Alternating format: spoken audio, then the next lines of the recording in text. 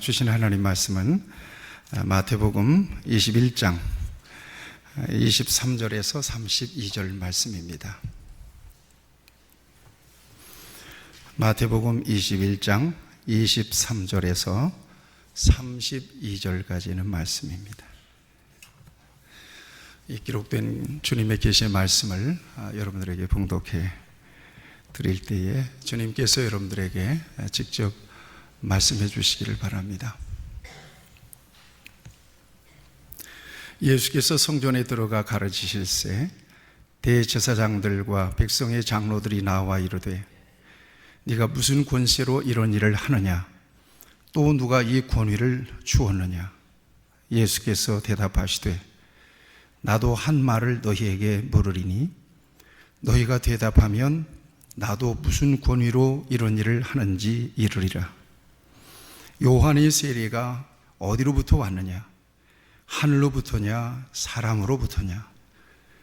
그들이 서로 의논하여 이르되 만일 하늘로부터라 하면 어찌하여 그를 믿지 아니하였느냐 할 것이요 만일 사람으로부터라 하면 모든 사람이 요한을 선지자로 여기니 백성이 무섭다 하여 예수께 대답하여 이르되 우리가 알지 못하노라 하니 예수께서 이르시되 나도 무슨 권위로 이런 일을 하는지 너희에게 이르지 아니하리라.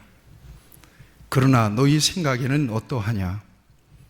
어떤 사람에게 두 아들이 있는데 맏아들에게 가서 이르되 예 오늘 포도원에 가서 일하라 하니 대답하여 이르되 아버지 가겠나이다 하더니 가지 아니하고 둘째 아들에게 가서 또 그와 같이 말하니 대답하여 이르되 실소이다 하였다가 그 후에 뉘우치고 갔으니 그 둘 중에 누가 아버지의 뜻대로 하였느냐 이르되 둘째 아들이니이다. 예수께서 그들에게 이르시되 내가 진실로 너희에게 이르노니 세리들과 창녀들이 너희보다 먼저 하나님의 나라에 들어가리라. 요한이 의의 도로 너희에게 왔거늘 너희는 그를 믿지 아니하였으되 세리와 창녀는 믿었으며 너희는 이것을 보고도 끝내 뉘우쳐 믿지 아니하였도다. 아멘. 축복합시다. 주님이 일하십니다.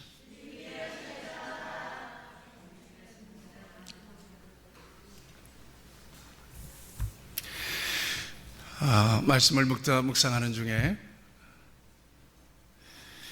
셋째 아들이 생각이 났습니다. 그래서 오늘 말씀의 제목을 셋째 아들 이렇게 정해 보았습니다.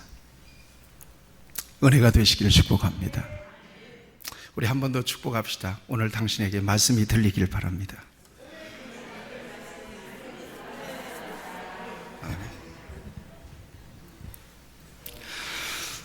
여러분은 자녀들을 바라보면서 평소에 어떤 마음을 갖고 계신지 모르겠습니다. 부모 입장에서 보면 자식들은 열 손가락 깨물어 안 아픈 손가락이 없을 만큼 귀합니다. 그러나 한편으로 보면 마음에 딱 맞는 자식도 없습니다. 그 세대 차이 때문에 그럴 수도 있겠다 싶습니다만 뭔가 부족해 보입니다. 뭔가 도와줘야 될 것 같습니다. 좀 이래줬으면 좋겠는데 좀 저랬으면 좋겠는데 하는 아쉬움이 언제나 있습니다. 성경의 자녀들은 어땠을까? 제가 말씀을 묵상하던 중에 떠오르는 자식들을 한번 이렇게 쭉 더듬어 봤습니다. 맨 처음에 떠오르는 자식이 아담과 하와의 자식이었습니다. 가인과 아벨입니다. 여러분, 우리가 아는 대로 가인은 하나님이 자기의 예배를 거절했다고 해서 동생 아벨을 들에서 돌로 때려 죽이는 최초의 살인자가 됩니다. 또 그 동생 아벨은 하나님 앞에 믿음의 제사를 드려서 그의 제사는 연락이 되었는데도 형에게 맞아 죽는 비참한 사람이 됩니다. 다른 거 그만두고 부모가 그 자식들을 바라봤을 때 얼마나 안타깝고 얼마나 괴로웠을까 하는 생각을 갖습니다. 또 한 아들입니다. 엘리의 아들들이 생각이 났습니다. 홈리와 비느하스. 아버지가 제사장입니다. 그런데 아버지를 뒤를 이어서 제사장의 직무를 감당하던 그들이 오히려 제사를 멸시했습니다. 심지어 성전에서 수종 들고 봉사하는 여인을 간통하기까지 했습니다. 하나님은 이 자녀들을 죽이기로 작정하셨다. 성경에 무시무시한 말씀이 기록되어 있습니다. 그들의 모든 행위를 하나님께서 보시고 하나님이 그들을 죽이기로 작정하셨다. 그래서 결국 전쟁에 나가서 두 아들이 죽임을 당하고 법궤를 빼앗기게 됩니다. 그 소식을 들었던 엘리의 마음이 어땠을까요? 얼마나 비통하고 얼마나 절망스러웠으면 앉아서 그 소식을 듣고 거꾸라져서 목이 부러져서 죽습니다. 또 한 아들입니다. 엘리의 뒤를 이어서 사사가 되었던 이 구약시대의 마지막 사사 사무엘의 아들들은 어땠을까? 사무엘은 제사장이면서 선지자이면서 당시의 통치자였습니다. 그런데 그의 아들 요엘과 아비야가 아버지처럼 살지를 않는 거예요. 역시 마찬가지로 부정을 저지르는데 백성들에게 뇌물을 받고 판결을 굽게 했다는 거거든요. 뇌물을 받고 재판을 어그러지게 만드는 거예요. 이것을 백성들이 알고 장로들이 회의를 했습니다. 어떡할까? 그래서 결국 사무엘에게 왕을 요구합니다. 당신들의 아들과 같은 사람들과 함께 이 나라를 이끌어 갈 수가 없습니다. 이 나라를 맡길 수가 없습니다. 그러니 우리에게도 왕을 세워주십시오. 그래서 사사시대가 끝나고 왕정시대가 시작이 되는 하나의 분기점을 만드는 자식들이 됩니다. 역시 아버지인 사무엘 입장에서 볼 때 얼마나 안타까운 마음이었을까 하는 생각을 가져보게 되는 것입니다. 신약으로 넘어와서 우리는 얼른 탕자의 비유에서 두 아들을 생각해 봅니다. 탕자는 두말할 것 없이 그냥 이름이 탕자니까 일찍이 아버지의 재산을 상속받아서 저 외국으로 나가가지고 그 재산을 허랑방탕하게 다 써버립니다. 그리고 거지꼴이 되어서 다시 아버지 집으로 돌아옵니다. 못된 아들입니다. 나쁜 아들입니다. 그 아들 때문에 아버지는 대단히 고통스러웠을 것입니다. 굉장한 스트레스를 받았을 것입니다. 그런데 아들이 돌아오자 너무나도 반가운 마음에 먼저 나가서 그 아들을 끌어안습니다. 그리고 종들을 시켜서 깨끗이 씻기고 그리고 비단 옷을 입힙니다. 신발을 신깁니다. 신발을 신겼다는 것은 더 이상 너는 노예가 아니라 나의 자식이라고 하는 분명한 표징입니다. 그리고 손에 가락지를 껴줍니다. 아들의 권세를 완전하게 회복시켜줍니다. 그리고 종들을 시켜서 살진 송아지를 잡아서 동네 사람들을 모아서 잔치까지 벌입니다. 이 내 아들은 죽었다가 다시 살아왔다. 이것이 누구의 사랑이라고요? 이것이 하나님의 사랑이라고 보여주고 있는 것입니다.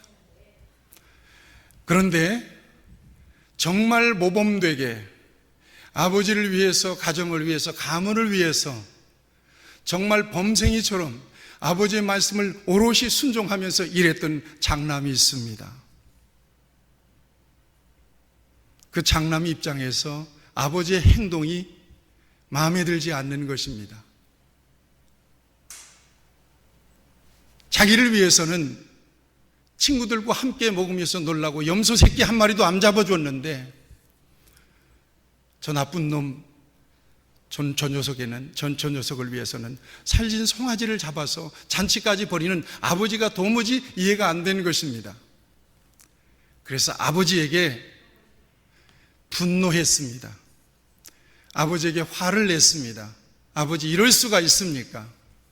나를 위해서는 염소 새끼 한 마리도 안 잡고 저 못된 자식을 위해서, 내 동생을 위해서는 이렇게 엄청난 잔치까지 벌여주는 것을 나는 도저히 이해할 수가 없습니다. 그러자 아버지가 가슴이 아파서, 얘야, 너는 나와 함께 지금까지 살았고 내가 가진 모든 것은 다 네 것이 아니냐? 네가 왜 이렇게 화를 내니? 아버지 입장에서만 순전히 보면 아버지는 작은 아들 때문에도 마음고생을 많이 했지만 사실 더 크게 고통스러웠던 것은 그 장남의 태도 때문에 더 크게 고통스러웠을 것입니다. 왜냐하면 아버지의 입장, 아버지의 마음을 전혀 몰랐기 때문입니다. 안타까운 상황입니다. 이 같은 관점에서 오늘 본문 말씀에도 두 아들이 등장합니다. 맏아들과 둘째 아들입니다. 이 아버지는 포도원을 크게 경영하는 아버지였습니다. 어느 날 맏아들에게, 얘야, 포도원에 가서 일을 좀 하렴, 이렇게 부탁을 했습니다. 그런데 선뜻 이 맏아들이 예, 알겠습니다 라고 대답합니다. 그런데 대답만 했지 포도원에 가서 일하지 않은 것입니다. 둘째 아들에게 아버지가 얘기합니다. 예, 포도원에 가서 일 좀 하렴. 그랬더니 실소이다, 매몰차게 아버지의 요청을 거절했습니다. 그런데 잠시 후에 뉘우치고 그리고 아버지의 명령을 따라 포도원에 가서 열심히 일을 했다는 것입니다. 여러분, 이 말씀은 비유의 말씀입니다. 아버지 입장에서 한번 생각해 보십시오. 여러분들의 입장에서 아버지라면 이 맏아들과 이 둘째 아들 가운데 어떤 아들이 여러분들의 마음속에 합한 아들이고 기분 좋은 아들이고 부모에게 순종하는 아들입니까? 분명히 오늘 성경에서는 둘째 아들입니다 라고 이 비유를 통해서 질문을 받은 대제사장과 장로들이 그렇게 예수님께 대답을 합니다. 이 말씀은 비유의 말씀입니다. 예를 들어서 주님께서 주신 말씀이라는 이야기입니다. 이 말씀을 주시기까지의 배경이 이렇습니다. 대제사장들과 백성의 장로들이 예수님께서 성전에서 가르치시는 것을 보고 당신 무슨 권세로, 어떤 권위로 지금 성전에서 가르치느냐, 그리고 지금까지 당신이 해왔던 이 모든 일들이 누구의 권세로 지금 그런 일을 했느냐라고 예수님께 질문하고 예수님을 도전하는 장면이 오늘 본문에서 나옵니다.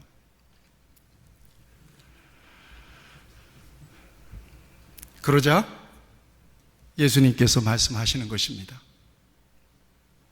이 비유의 말씀으로 맏아들과 둘째 아들, 이 두 아들 비유의 말씀으로 그들에게 오히려 역으로 질문하는 것입니다. 이 두 아들 비유는 말씀드렸습니다. 이 둘 중에 누가 아버지의 뜻대로 행했느냐? 그러자 그들은 둘째 아들입니다 라고 대답합니다. 예수님은 직접 표현은 안 하셨지만 너희들이 바로 맏아들 같은 사람들이다 라고 지금 암시적으로 말씀하고 계시는 것입니다. 자, 예수님께서 공생의 마지막 사역을 위해서 예루살렘에 오르시죠. 나귀 새끼를 타시고 호산나의 연호 소리를 들으면서 예루살렘에 올라가셨습니다. 왜 예수님이 예루살렘에 오르시는지 예수님을 따르는 사람들도 예수님의 제자들도 전혀 몰랐어요. 단지 하나, 이제는 예수님이 예루살렘에 올라가셔서 임금이 되시고 왕이 되시고 통치자가 되실 것이다. 그리고 로마라고 하는 나라, 저들의 모든 압제에서 우리를 구원해 주실 것이다 라고 하는 기대로 가득 찼습니다. 제자들도 까마득히 몰랐습니다. 예수님의 진정한 메시아 사역을. 그러니까 주께서 예루살렘에 올라서 보좌에 앉으시면 오른편에는 누가 앉겠습니까? 왼편에는 누가 앉겠습니까? 서로 자리 다툼을 했죠. 호산나를 외치면서 여러분 진정으로 왕이 되려고 오르시는 분이었다면 백마를 타시든지 위용스러운 흑마를 타시든지 그러고 올라가야 되는데 왜 작고 초라한 나귀 새끼를 타고 올라가시는지 사람들이 의문은 들었지만 그것까지도 깊이 생각하지 않았습니다. 단지 이분이 올라가시면 이제는 역사가 바뀌고 나라가 바뀌고 이제는 우리의 세상이 바뀔 거라고 하는 기대로 충만했습니다. 그래서 예수님을 그렇게 환호했던 것입니다. 그런데 예루살렘에 오르시자마자 예수님이 하신 일입니다. 예루살렘 성전에 들어가셔서 노끈으로 채찍을 만드시고 예루살렘 성을 뒤집어 엎는 것입니다. 돈 바꾸는 사람들의 상을 뒤엎고 비둘기 파는 사람들의 상을 뒤엎으면서 주님께서 큰 소리로 아버지의 집 하나님의 성전을 너희들이 강도의 구렬로 만드는도다 라고 그들을 책망하시면서 거룩한 분노를 일으키십니다. 당연히 유월절을 지키기 위해서 예루살렘에 운집한 수많은 사람들이 깜짝 놀란 거죠. 무엇보다도 당시 유대 종교에 있어서 정말 높은 종교적 지위를 갖고 있던 대제사장들, 바리새인들, 장로들, 서기관들, 사두개인들 이런 사람들은 예수님의 행동을 기분 나쁘게 바라봤던 것이에요. 충격을 받았습니다. 도대체 왜 이래? 저 사람이 누구야? 왜냐하면 종교적인 기득권을 그 사람들이 가지고 있었고 성전에서 장사하고 매매하는 사람들로 인하여 물질적인 도움을 받았기 때문에 물질적인 이득을 챙겼기 때문에 예수님의 그 같은 행동은 그들에게 있어서 눈에 가시처럼 보였던 것입니다. 그리고 그날 저녁에 예수님은 어수선한 예루살렘을 빠져나가서 베다니에 가셔서 하루 저녁을 지내십니다. 그리고 다시 이른 아침에 예루살렘 성으로 들어오시죠. 그리고는 성전에서 이렇게 사람들에게 하나님의 나라 복음을 말씀하고 계실 때 대제사장들과 장로들이 나타난 것입니다. 그리고는 예수님을 쏘아보면서 당신 무슨 권세로, 당신 누가 준 권세로 지금 이런 짓들 그랬지만 이런 짓거리를 하는 거야. 그리고는 예수님을 공격해 대기 시작합니다. 대답하셔야 됩니다. 지금 예수님은 누구 권세로 지금 이러고 있는지. 예수님이 하시고 싶은 대답은 어떤 대답일까요? 아버지의 내게 주신 권세로 지금 이같이 너희 앞에서 행한다, 그러잖아요. 하나님께서 내게 주신 권세로 지금 내가 이렇게 행한다, 내가 지금 이러고 있다. 그렇지만 예수님이 그 말을 하는 동시에 예수님은 하나님을 모독한다는 죄를 뒤집어쓰고 사내들인 공회의 고발을 당할 것입니다. 예수님이 모르시는 바가 아닙니다. 그래서 예수님은 즉답을 피하십니다. 그리고는 세례 요한의 세례를 끄집어내십니다. 그러면 내가 너희들에게 묻겠는데 너희들이 대답하면 나도 대답할 것이다. 세례 요한의 세례가 하늘로부터냐 사람으로부터냐? 대답해봐. 그들이 예수님께 오히려 질문을 받고 곤란해졌습니다. 그래서 서로 의논합니다. 이거 참 어떻게 된 거야? 세례 요한의 세례가 하늘로부터 온 거야? 사람의 이래부터 온 거야? 결론을 내지 못했어요. 왜냐하면 하늘로부터 왔다 그러면 대제사장과 장로들이 세례 요한과 세례를 부정했거든요. 믿지 않았거든요. 그런데 왜 안 믿었어? 라고 예수님께서 말씀하시면 꼼짝없이 당하거든요. 사람으로부터 왔습니다 라고 대답하면 세례 요한을 누구로 믿어요? 선지자로, 위대한 선지자로 믿고 따르는 세례 요한의 제자들이 많아요. 그래서 그 사람들의 공격을 받을 것을 염려해서 그들이 대답을 하지 않습니다. 그러자 예수님께서 나도 대답하지 않겠다. 그러나 예수님께서 그들에게 들려주고 싶은 대답은 어떤 거였어요?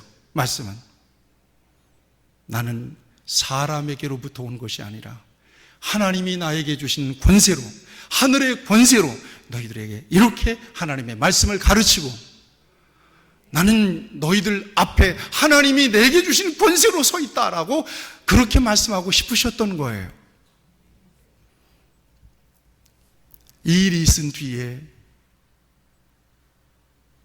우리 예수님께서는 그들에게 내가 한 가지 묻겠다 그러면서 두 아들 비유를 줍니다. 맏아들 예하고 포도원에 가지 않았느냐? 둘째 아들 아니요 실소이다 하고 포도원에 들어갔지 않느냐? 너희들이 생각할 때는 어떤 아들이 아버지의 말에 순종한 것 같으니. 그러자 그들이 선뜻 예수님의 질문을 받아서 둘째 아들입니다 라고 대답합니다. 예수님께서는 맞다 그러다 말씀하지 않으세요. 그리고 예수님의 마음속에 있는 그들을 향한 말씀은 너희들이 바로 이 맏아들 같은 사람들이다.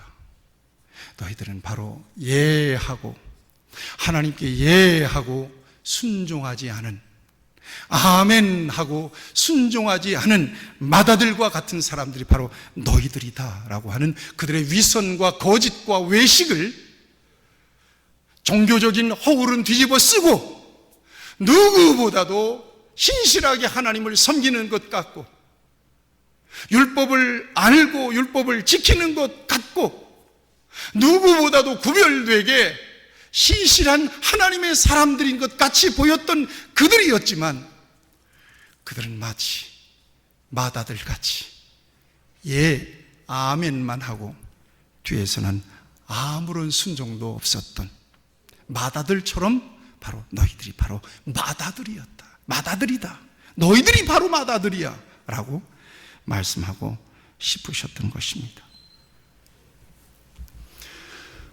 여러분, 오늘 본문 말씀의 맏아들은 이스라엘을 의미하기도 하고 이스라엘의 종교 지도자들을 의미하기도 합니다.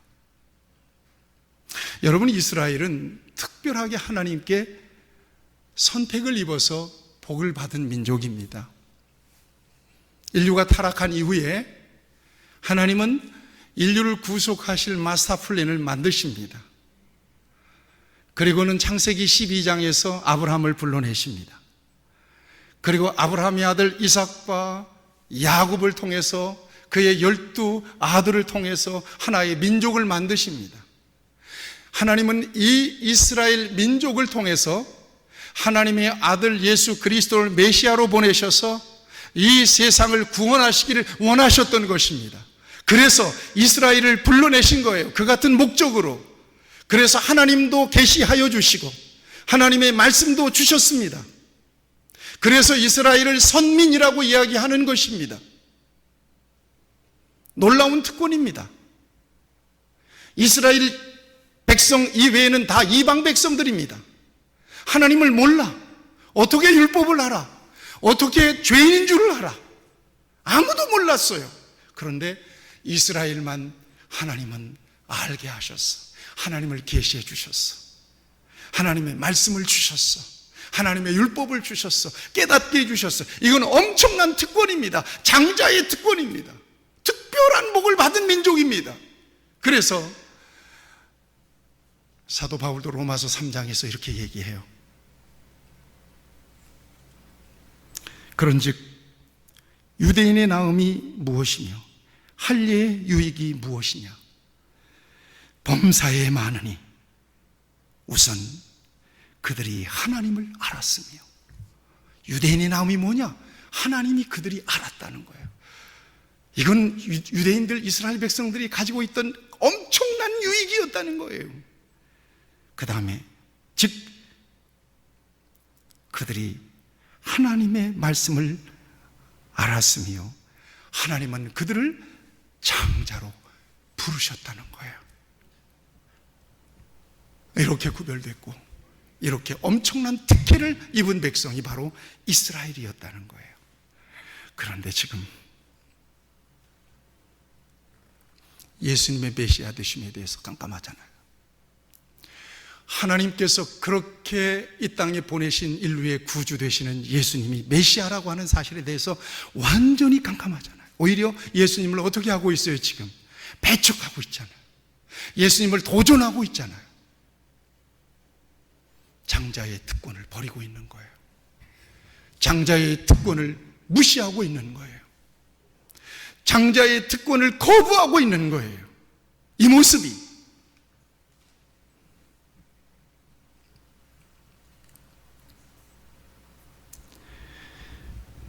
그래서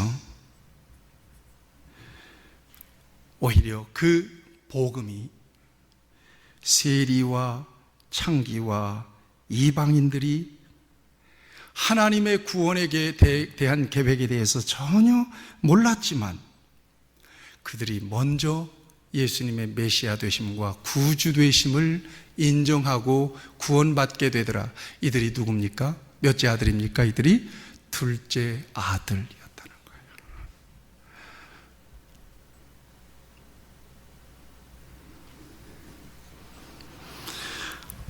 사랑하는 여러분, 묻습니다. 여러분들은 맏아들입니까? 둘째 아들입니까?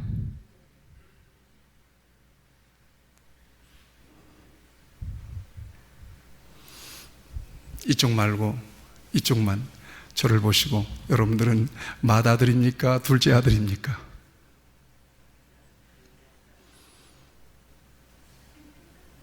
예, 들립니다. 들립니다. 맏아들이래요. 맏아들의 복이 있기를 축복합니다. 축복해도 안 받네. 이게 왜냐면 여러분들에게 지금 확신이 없는 거. 내가 둘째 아들이야, 맏아들이야. 여러분이 같은 확신 없이 저와 여러분들이 지금 살아가고 있는 거예요. 묻습니다. 여러분들의 마음으로 대답해 보세요. 여러분들은 맏아들입니까? 둘째 아들입니까? 신분적으로는 저와 여러분들은 둘째 아들들입니다. 왜요? 이방인들이니까요. 그러나 하나님의 은혜로 영적으로는 맏아들이 된 것입니다. 할렐루야. 정리가 됐으면 아멘. 믿어지면 아멘. 같이 고백합시다. 나는 예수님 안에서 맏아들입니다. 아멘. 영적인 장자로 하나님은 저와 여러분들을 부르신 줄로 믿습니다. 신분적으로는 둘째 아들입니다. 우리는 창기와 같은 죄인들이었어요. 이방인들이었어요. 하나님도 모르고 율법도 몰랐던 백성이었어요. 그런데 하나님은 은혜로 저와 여러분들을 부르셔서 예수 그리스도 안에서 영적인 장자가 되게 하셨어. 맏아들이 되게 하셨어요. 영적인 장자의 권세를 지켜내세요. 여러분들의 믿음을 지켜내세요. 여러분들의 영적인 신분을 지켜내세요. 여러분들에게 부여된 믿음 안에서 허락하신 직분과 사명을 지켜내세요. 이래야 장자의 명분을 잃어버리지 않는 거예요. 그런데 저는 이 말씀의 결론을 셋째 아들로 맺고 싶은 거예요. 앞에서 말씀드렸어요. 이 아들, 이 아들, 이 아들 전부 다 이 부모의 입장에서 보니까 너무나 가슴 아픈 자식들이에요. 이랬으면 얼마나 좋을까? 저랬으면 얼마나 좋았을까? 오늘 본문의 맏아들과 둘째 아들, 아버지 입장에서 볼 때 둘 다 아쉬움이 있어요. 어떤 아쉬움이에요? 장자에게 대한 아쉬움은 어떤 거예요? 아버지가 야 포도원에 가서 일 좀 해라. 예 알겠어요 아버지 걱정하지 마세요 하고 빨리 곡괭이 메고 포도원으로 갔으면 얼마나 좋을까요? 둘째 아들 야 포도원에 가서 일 좀 해라. 기왕에 가서 할 것을 기왕에 가서 했잖아요. 순종했잖아요. 기왕에 가서 할 것을 알았어요. 아버지 포도원에 가서 일할게요. 그리고는 호맹이 들고 가서 일을 할 수 있었으면 얼마나 좋았을까. 단지 부모의 입장에서 봤을 때 이 두 아들에게는 이런 아쉬움이 있어요. 그래서 저는 셋째 아들을 가상으로 만들어냈답니다. 저와 여러분들은 셋째 아들이 되었으면 좋겠습니다. 셋째 아들은 어떤 아들이겠어요? 당연히 예 알겠습니다 하고 곧바로 가서 순종하는 아들입니다. 성경에 나와 있지 않는 이 셋째 아들, 하나님 아버지가 바라보실 때, 하나님 아버지가 바라보실 때 그래도 둘째 아들이 순종하는 아들이었지만 둘째 아들에게도 아쉬움은 있는 거예요. 기왕에 순종할 걸 예하고 가서 순종하지. 왜 뭐라고 했습니까? 오늘 본문에 실소이다 그랬단 말이에요. 여러분들 다 아시죠? 첫째 아들이 누구를 의미했다고 그랬죠? 예, 유대인들, 당시 종교 지도자들. 둘째 아들은요? 이방인들, 죄인들, 창녀, 이런 사람들. 처음에는 불순종했지만 나중에는 그들이 먼저 복음을 믿어서 영적인 장자가 되게 되었다는 이 아름다운 이야기 속에서 오늘 믿음 안에 있는 저와 여러분들을 하나님께서 바라보실 때 어떤 아들이 될 때 하나님이 더 만족하시고 기뻐하실까 하는 겁니다. 여러분들은 영적인 장자를 누리되 특별히 셋째 아들과 같이 하나님께서 말씀하셨을 때 그 말씀을 거부하지도 않고 말씀 안에서 아멘 했다면 그 말씀이 여러분들의 삶 속에서 실천되고 순종이 되어서 열매까지도 나타낼 수 있는 그런 영적인 셋째 아들, 아멘 하고 곧바로 나가서 순종하여서 아버지의 기쁘신 뜻을 이루는 영적인 셋째 아들과 같은 축복을 여러분 모두가 누리시기를 축복합니다. 기도드리겠습니다.